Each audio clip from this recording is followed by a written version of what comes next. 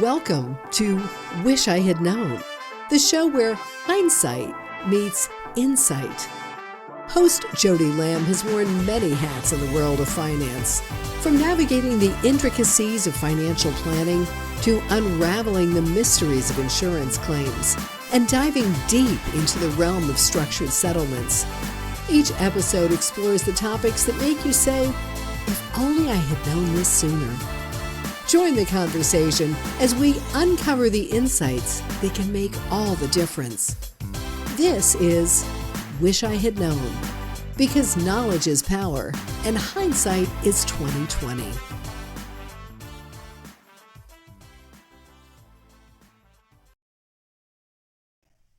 When knowledge is power and hindsight is 20/20, we discuss one topic at a time to help regrets of saying, if only I had known.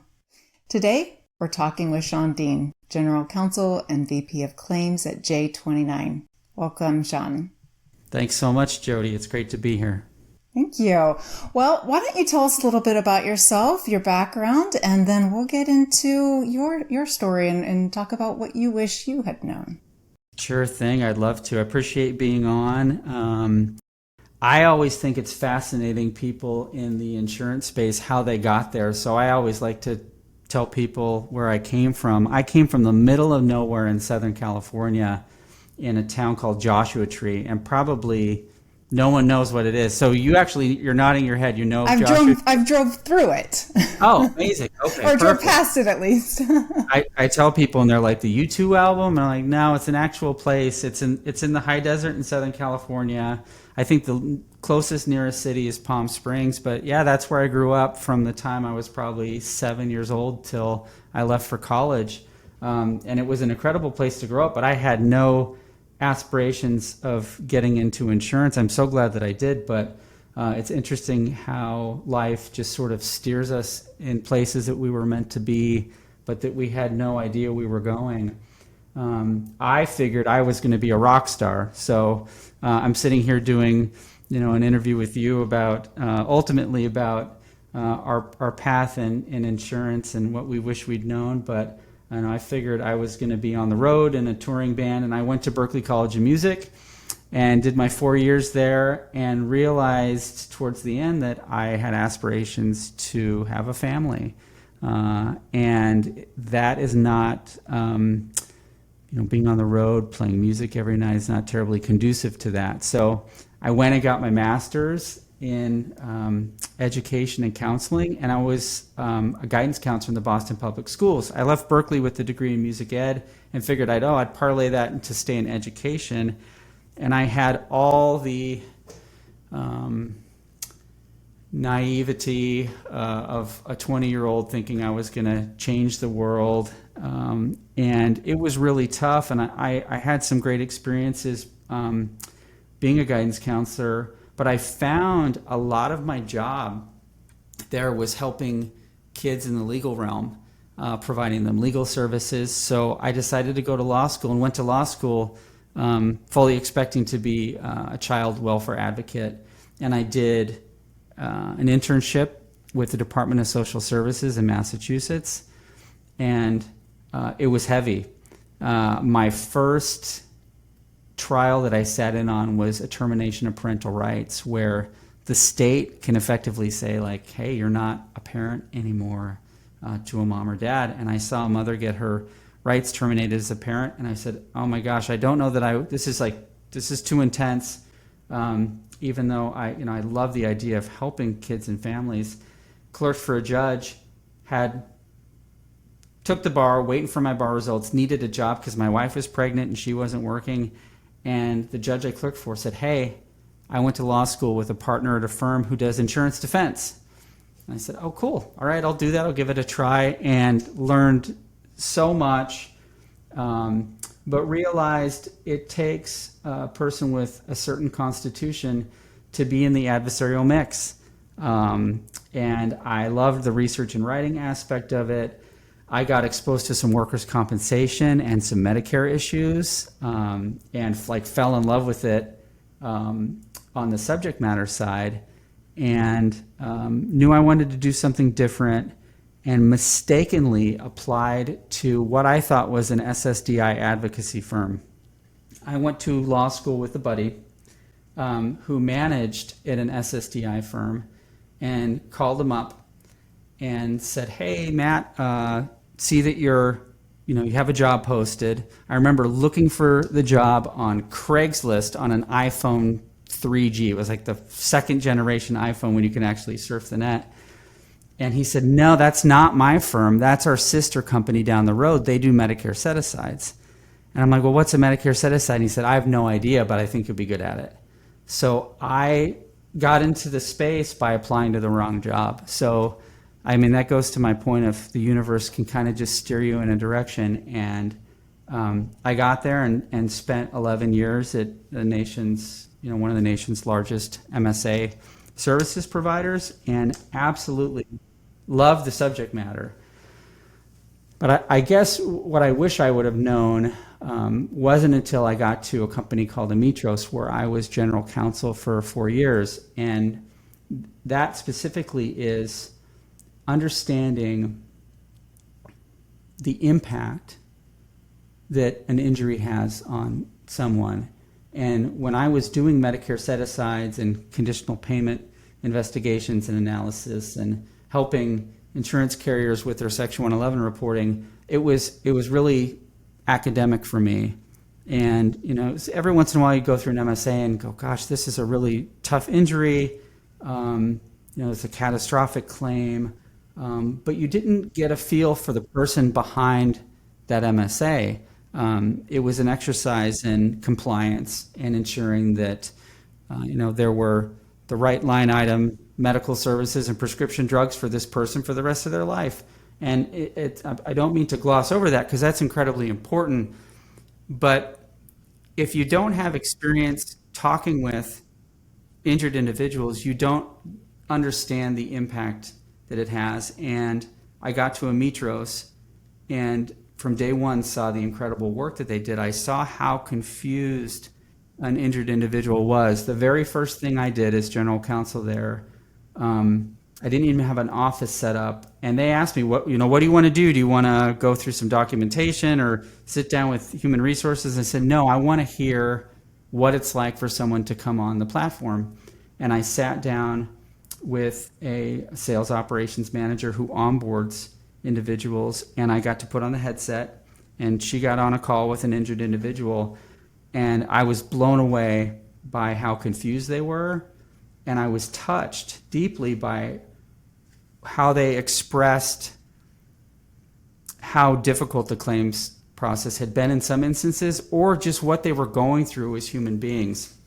And it completely, I felt like for me, it brought full circle the human aspect with the theoretical aspect. And I was so moved by it during the pandemic, I decided to create a podcast where I talk to injured individuals and their family members and hear their stories.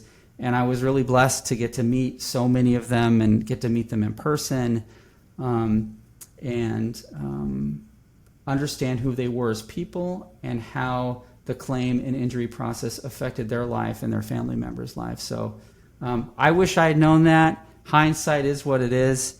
And it's very difficult to have that perspective absent having the opportunity to be in a role where you get to interact with them. So it was really, really great for me. But that would be my, I wish I'd known, kind of epiphany for me. It is a profound honor and privilege to work with people in some of the scariest times of their life. My personal journey through my career to end up where we are now is random as yours. It feels like it started out with being involved in a car accident and specializing in insurance and finance when I was in college, but financial planning turned investments, turned claims, turned structured settlements. I'd never even heard of a structured settlement before I started handling claims and negotiating settlements. But working with those injured parties is humbling. both putting myself in their shoes and reflecting on my past experiences as well, it definitely humanizes the experiences to understand what they're going through and to know that you can add value and give them financial security and peace of mind and help safeguard their settlements for years to come. How have you taken this knowledge, Shawn, and applied it to what you're doing now? Yeah. I mean, it's affected me in a few ways. One, I think it bridges the gap between the cerebral, the brain and the heart. And in certain regards, it doesn't change exactly what I do as far as, following Medicare's guidelines and ensuring that all the things that need to be in the MSA are there. But I'll tell you, it's more fulfilling to go through the process having an empathetic mindset for the person that's behind that Medicare set-aside. And whether or not the work product reflects that isn't as important as having meaning behind, what we do. And I think it's one of the greatest parts of being in the insurance industry is that we get to help people, and we get to help people, as you indicated, in arguably their greatest time of need. When they're at their most vulnerable, they're injured, they might be out of or off of work at a time. They don't know where their next check's coming from. They're afraid about settling their case because they don't know what it'll be like. And, people like you and myself can come in and help alleviate that concern and really provide, comfort for them that they're going to be okay, after they resolve their claim. And I think that's the biggest for me. I think it's just a better way to operate in this space too. I've come to know you through social media, and I think I know this was to talk about me, but I want to talk about you for a second. I think you're one of the most positive people in our space because you focus on kindness and being empathetic and connecting with people. Obviously, your stuff and you're a subject matter expert in the area, but you lead with your heart in that vein. And I just think it's super important that we do that because the people we're ultimately serving are people who've been through so much. I feel like I've talked to parents who've lost children. I came to the conclusion that I needed to do more too, other than just talk to them. So I was really lucky, and I don't mean to plug these, it's a shameless plug for these nonprofits, but they're really wonderful organizations. And I would say for anyone listening who loves their gig in insurance, think about giving back too. So one of the other things that's changed for me is I wanted to get involved. So I'm on the board of directors for an organization called Kids Chance. And I'm on the board for the Massachusetts chapter. If you haven't heard of it, it's they're in all 50 states. Chapters are in all 50 states, and they're led by Kids Chance of America. And the singular goal of these organizations is to raise funds for children who've had a parent who's been killed or catastrophically injured in a work-related accident.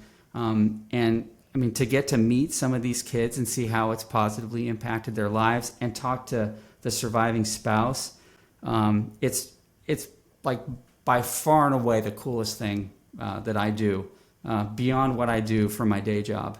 And I'm also involved in an organization called Kind Souls Foundation, which provides a warm line where an injured worker or their family member can pick up the phone and just talk to someone with no judgment, get resources, to mental health facilities or providers, and just have someone to talk to and be there.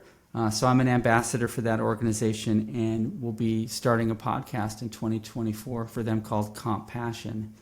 So really excited about that. But through getting to know injured workers and cultivating and fostering a greater sense of empathy for them and their situation has really prompted me to take action and get involved in organizations like that. It's one thing to for me at least, to talk the talk, but really want to raise funds for them and do something pragmatic and meaningful and impactful for them. I love it. Why don't you use this opportunity to share their contact information? How, if you have that off the top of your head, if not, we'll put it in the show notes at the end. But absolutely. So Kind Souls, it's kindsoulsfoundation.org, and Kids Chance of Massachusetts is KIDSCHANCE of ma.org. So Kids Chance of ma.org. And you can also Google Kids Chance of America for your local chapter, whatever state or jurisdiction you're in, and take a look at that. But I think those are two of the most active and directly impactful organizations you can get involved with. So I'd highly, highly recommend. Each state is always looking for volunteers. There's different committees you can be on.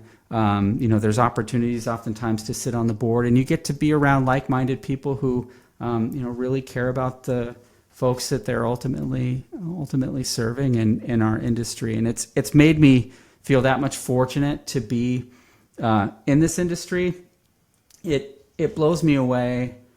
I'm always fascinated by why insurance jobs, and this could be like in your situation or mine, as a structured settlement professional or a Medicare set-aside professional or anyone on the services end or directly in claims, why it's looked at as such kind of a stuffy, boring gig. And I don't think it is. I think it's one of the coolest, altruistically driven careers you could possibly go in. And I think we can do a better job, folks like you and I who have a voice, to express how wonderful it is and the opportunities that are out there to help people. Because that's really what we're doing at the end of the day. Whatever activity we're engaged in, we're looking to help someone. And to me, there's nothing better than that.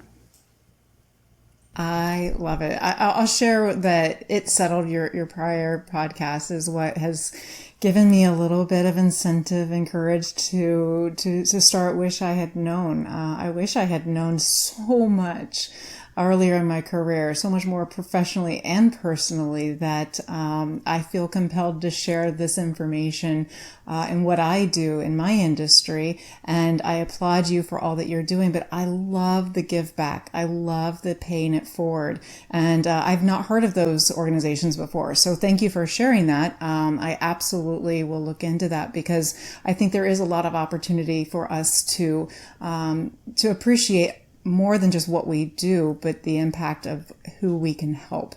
And like you said, it's more than just the financial component. There's the mental, there's the physical component as well. And the holistic wellness is the approach for not only my personal life, but professionally. I don't look at just numbers. We don't look at just the person based on their diagnosis. They're an individual. They've got the families, they've got needs, they've got fears. And as we said, working with them and in these times of significant life-changing experiences I feel blessed. I feel honored to do so. And working with people like you as well with that same heart means a lot. I think it really gives a lot of positivity to our industries, and to give hope to people who've been through a lot and lost a lot. Shawn, you're extraordinary. How do we find you? How do we learn more? How do people reach out to you? What's your social connections? Yeah, if you're on LinkedIn, you can find me just by typing my name, Shawn Deane, ShawnDeane. I know it's some people spell it differently. Or you can go to my company's website too. That's j29inc.com, j29inc.com. And I don't mean to put you on the spot, but I would love for you to be a guest on the Kind Souls Foundation podcast in 2024. It would be an honor and a privilege to have you on and to hear more about your story and the work that you're doing, and to showcase you. I love it. Well, thank you so much for that invitation. Do you have any final parting thoughts or words or recommendations on this thought and this topic? It's okay as an insurance professional to get emotionally involved in your work, and I don't mean over involved or cross any boundaries. I just mean it's okay to put your heart into it. And I think oftentimes in a job that's a lot of numbers and a lot of rules and regs and legal documents and planning and contracts, it's sometimes difficult, and procedural stuff and hearings, emails and all this sort of process and academic stuff. It's you miss out on the fact that we're just dealing with people and trying to help people. So that would be my big leave behind for your audience. I love it. I'll share real quick that when I got hired into claims, I remember one of the most obvious, one of the feedbacks that it was shared with me is they were concerned about hiring me because I brought that personal injury experience and that I might be too sympathetic. But I think that is what made me excel at that profession and that job, is because I cared enough to not just treat it as a number or as another case. I really genuinely try to connect and understand the needs of the people. And I think we're kindred spirits in that. So I think that's why you found such a unique and special voice in this industry. I can say the same for you, Shawn. Thank you so much for joining us today. Thanks. It was absolutely my pleasure, Jodie. Well, this has been another enlightening discussion aimed at expanding our understanding so we won't have to utter regretful words. I wish I'd known. If you have a remarkable anecdote or wish I had known insight that you want to share, #AskJodie. I'd love to hear your story. If you come across a challenging situation or you have a question that you don't know how to answer or know what to do next, feel free to reach out. Send me a DM on LinkedIn. I'd be happy to chat. Until next time, take care. Welcome to Wish I Had Known. Thanks for listening to today's episode. Please like, share, and subscribe so you can hear all of Jodie's chats, so you don't have to say, "Wish I had known."